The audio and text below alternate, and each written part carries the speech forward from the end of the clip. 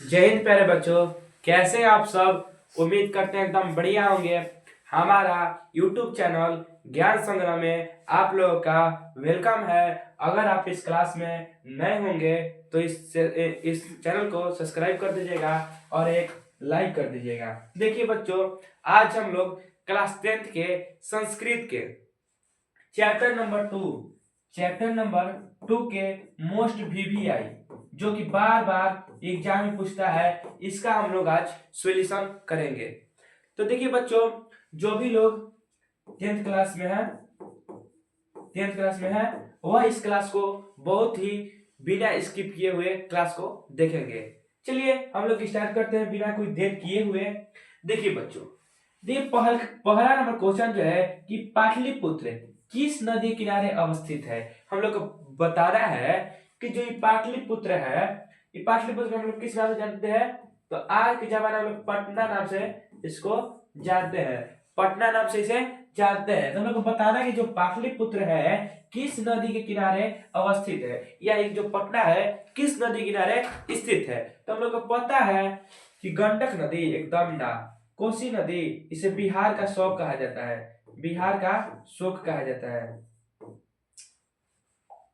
जो कोसी नदी है इसे बिहार का शोक कहा जाता है, बिहार का शोक कहा जाता है। गंडक नदी के एकदम नहीं कहा जाता है, सोन नदी ये भी नहीं होगा, हम लोग गंगा नदी हो जाएगा। यानी option number A correct answer हो जाएगा। यानी पाटलिपुत्र जो है, पाटलिपुत्र नगर जो है यह गंगा नदी किनारे स्थित है। आइए नेक्स्ट क्वेश्चन देखते हैं हम लोग।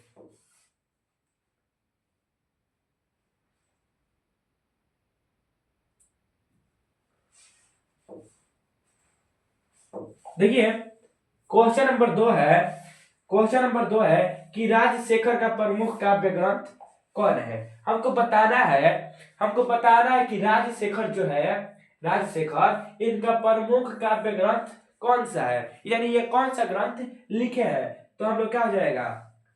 बाल रामायण ना, हर्षचरित ना, कूटनीति एकदम ना। हम लोग का हो जाएगा काव्य मीमांसा। जो राजशेखर है यह काव्य मीमांसा लिखे हैं, यानी ऑप्शन नंबर बी हम लोग का करेक्ट आंसर हो जाएगा। आइए क्वेश्चन नंबर 3 देखते हैं हम लोग। देखिए बच्चा, एक मिनट। देखिए यहाँ पे मक्खी बैठ जा रही है, बार बार मक्खी बैठ जा रही है। इसे भी क्या क्लास करना है हमारा? हमारा क्लास इतना बढ़िया लगा कि मक्खी भी आ जा रही है, वाह। देखिए क्वेश्चन नंबर 3 क्या कर रहा है कि तत्र तीर्थयात्रिणः दर्शनार्थम आयोजितः प्रश्न निर्माण हेतु रेखांकित पद यही होगा। रेखांकित पद के स्थान पर क्या होगा? तो हम लोग को बताना है कि जो रेखांकित पद है यहाँ पर प्रश्न निर्माण के लिए, यानी प्रश्न बनाने के लिए क्या होगा? तो हम लोग को पता है कि देखिए जो तीर्थ यात्री है वहां पे के हो जाएगा, यानी तत्र के दर्शनार्थम आयोजित प्रश्न निर्माण हेतु हो जाएगा। ठीक है, यानी ऑप्शन नंबर हम लोग का ए करेक्ट आंसर हो जाएगा। क्लास कैसी लग रही है आप लोगों को एक बार कमेंट कर दीजिएगा। क्वेश्चन नंबर नेक्स्ट देखते हैं हम लोग। Question number 4। देखिए बच्चों, क्वेश्चन नंबर 4 जो है, क्वेश्चन नंबर 4 जो है ये कह रहा है पुरंदर पद का अर्थ क्या होता है। यानी हम लोग को पता है कि पुरंदर का अर्थ क्या होता है। तो हम लोग को पता है कि पुरंदर का अर्थ होता है इंद्र। क्या होता है? इंद्र। यानी option number C correct answer हो जाएगा। ठीक है, आइए क्वेश्चन नंबर 5 देखते हैं। क्वेश्चन नंबर 5 क्या है? कलांतर में कौन सा गांव पाटलिपुत्र कहलाया।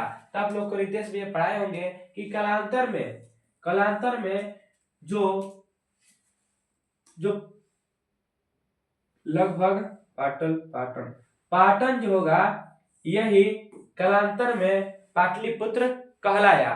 ठीक है, आप लोग इसका कमेंट, हमको इस क्वेश्चन में डाउट है, आप लोग इसका क्वेश्चन का आंसर कमेंट में दे दीजिएगा। ठीक है, आइए क्वेश्चन नंबर 6 देखते हैं।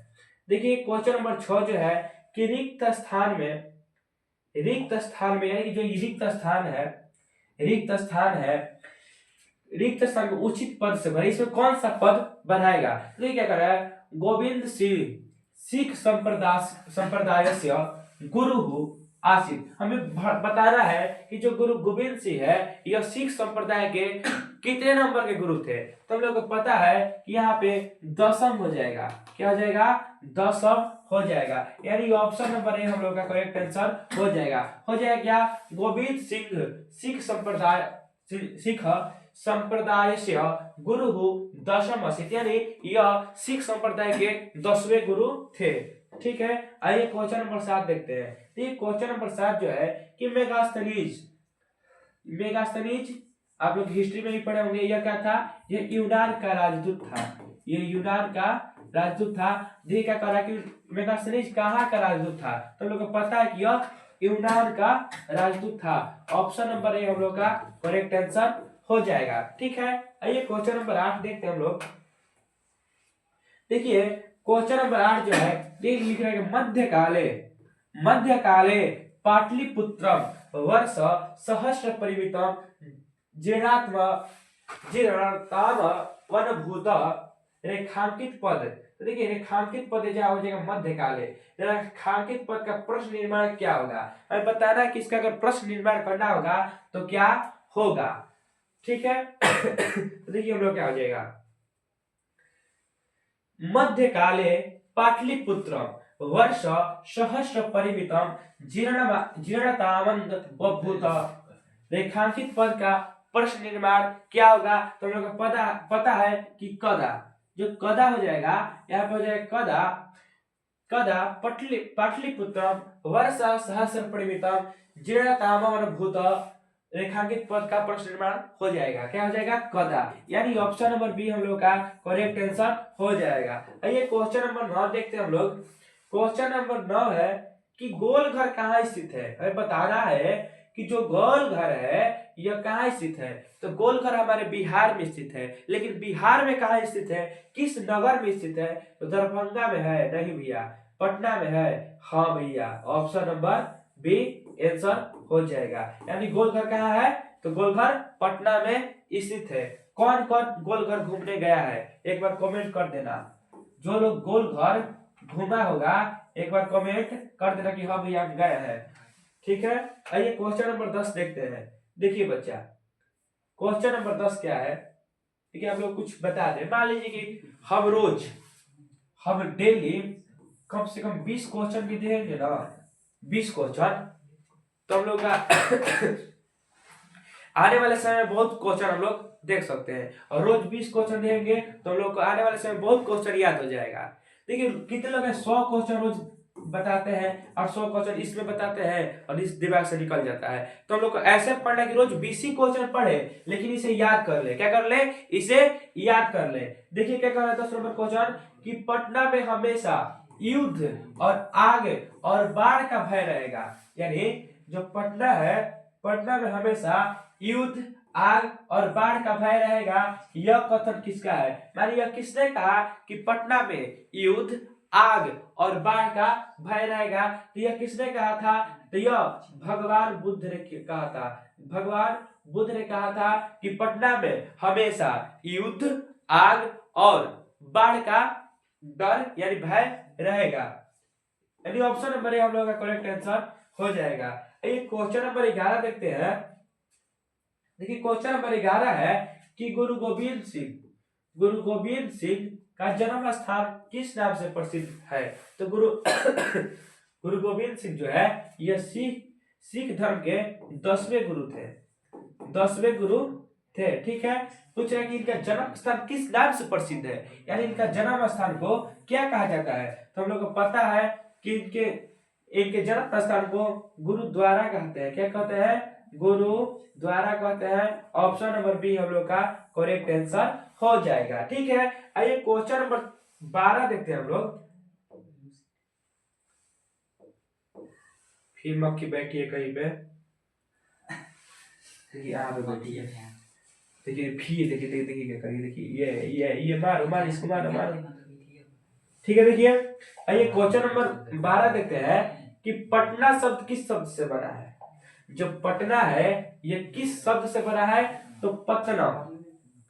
पत्तनम जो है इससे पटना शब्द बना है। ऑप्शन नंबर सी हम लोग का करेक्ट आंसर हो जाएगा। आइए क्वेश्चन नंबर 13 देखते हैं हम लोग। क्वेश्चन नंबर बच्चा 13 देखते हैं कि गुरु गोविंद सिंह किस धर्म के गुरु थे। किस धर्म के गुरु थे, तो हम आपको पहले ही बताए थे कि यह सिख धर्म के 10वें गुरु थे। सिख धर्म के 10वें गुरु थे। यहाँ पे सिख कहाँ है, देखिए ऑप्शन नंबर डी सिख, यानी ऑप्शन नंबर डी हम लोग का करेक्ट आंसर हो जाएगा। क्लास कैसी लग रही है आप लोगों को, बोरिंग नहीं लग रही है, एक बार कमेंट कर दीजिएगा। देखिए क्वेश्चन नंबर 14 क्या है कि पटना में गंगा नदी पर कौन सा सेतु स्थित है। तो लोगों को पता है कि पटना जो है यह गंगा नदी के तट पर स्थित है, और गंगा नदी के तट पर कौन सा सेतु स्थित है, तो लोगों को पता है कि महात्मा गांधी सेतु, यानी गांधी सेतु है। क्या है, गांधी सेतु। गंगा सेतु पटना में गंगा नदी गांधी सेतु पर स्थित है। ऑप्शन नंबर सी हम लोगों का करेक्ट आंसर हो जाएगा। बच्चे देखिए जो 20 हम लोग बताएंगे ना, इससे आप लोग याद कर लीजिएगा, इससे आप लोग याद कर लीजिएगा, क्योंकि इसमें से कम 2 चैप्टर से यही से क्वेश्चन पूछता है। ठीक है, ये देखिए क्वेश्चन नंबर 15 देखते हैं हम लोग। क्वेश्चन नंबर 15 है कि किसके काल में पाटलिपुत्र की रक्षा व्यवस्था और शोभा, यानी शोभा उसकी सुंदरता उत्कर्ष पर थी। यानी किसके शासन काल में पटना की जो रक्षा व्यवस्था और शोभा जो सुंदरता है उत्कर्ष पर थी। तो हम लोग को पता है कि जो चंद्रगुप्त मौर्य थे, चंद्रगुप्त मौर्य थे जिन्होंने मौर्य साम्राज्य की स्थापना की थी, इनके शासन काल में पाटलिपुत्र की रक्षा व्यवस्था और शोभा यानी सुंदरता पाटलिपुत्र की उत्कर्ष थी। ठीक है, क्वेश्चन नंबर 16 देखते हैं बच्चों। ये क्वेश्चन नंबर 16 है हम लोग का। क्वेश्चन नंबर 16 है कि किसके काल में, एक मिनट पढ़िए। एक क्वेश्चन नंबर 16 है हम लोग का कि बुद्ध काल में पाटलिपुत्र नगर को, बुद्ध काल में पाटलिपुत्र नगर का नाम क्या था। तो हम लोग को पता है कि बुद्ध काल में पाटलिपुत्र नगर का नाम क्या था, पुष्पपुरम, एकदम रही, पाटलिग्राम, पटना और पाटलिग्राम। तो हम लोग का हो जाएगा सी नंबर ऑप्शन, यहाँ पे पाटलिग्राम। बौद्ध काल में जो था वह पाटलिग्राम हो जाएगा। Option number C correct answer. आइए क्वेश्चन नंबर 17 देखते हैं।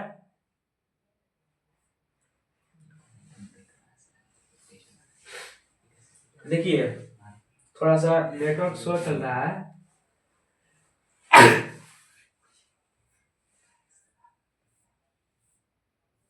देखिए हम लोग का 16 को कोई क्वेश्चन है। हम लोग का क्वेश्चन जो है कितना है, 16 को ही है। ठीक है, 16 को क्वेश्चन है हम लोग का।